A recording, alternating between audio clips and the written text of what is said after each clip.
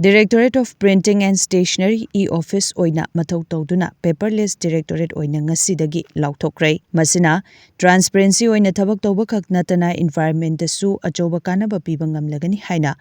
Directorate of Printing and Stationery ki Director Ngangbam Robin Singh na phongdorakle. Babapurada leba Directorate asigi office ta pangthokkiba Declaration Thoramaduga Mari Lainana Ngangbam Robin na makhatana hai paperless haibasi JSC yariba makai hantana sizinaba haibani JSC gi hokiba me taretagi Directorate of Printing and Stationery asida e-office oina sizinaba horake Gazette ki ayamba saruk e-office ta tharakpa natraga email da ayamba tharakre e-office lakpadagi digital gazette oina tawduna se sizinabagi chang aduki matik hanthakre masina thabak tawba matamda khumang chawsinna matam changdana thabak tawba ngamle makhatana zone amadagi digital sign hapsinduna gazette ama namba matamda karamba tariki pung kayada namkhibano gazette namnaba karamba matamda tharakibano haiba marik chumna khangba ngamle masida gazette tho ithokte haibagi aranba charge tawsilakpa yaroi se sizinadabana maram oiraga environment dasu achoba kanaba piba ngamlagani haikhe record tawrabani na e-office angabani na tang kya da lai pung kya lai loina record le aduna ngasi di akoi na haiba se mena evidence pami hai su adum puthong lai ya le haide akoi ngasi within 24 number bla kya nam le ge website loi ha pe kya nam le sigi byam se 24 the number bla haida di akoi na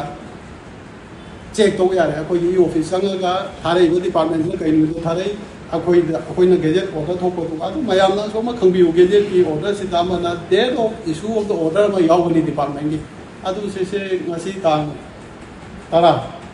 manga do order thokpe ya elmoi ngasi piraga di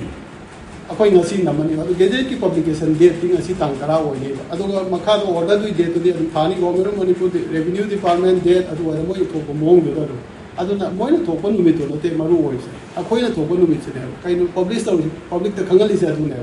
anu government gi order gi channa base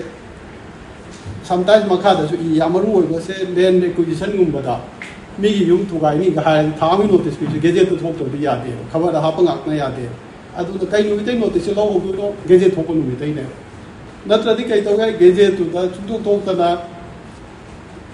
date back to hoga ngalai tu case tong lo thabang ni kosi che government na yum bugai bi gre adu to gre ada to gre hai si jo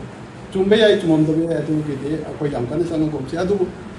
ki transparency je u da ba se ngasi di akoi digital boy ra ne akoi digital na ta ba ama ta pi gre adu 100% gadget to digital to gadget thola di duplicate ni false ni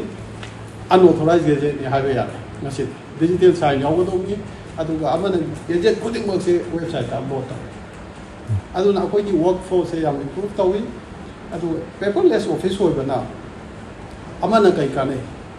matam su yam se communication ju yam nuai re di se jiri dagi na tra churachandpur dagi DC office na tra SDO office na moi ji kaino ma revenue receipt ma nambiu hai book adu se man se biro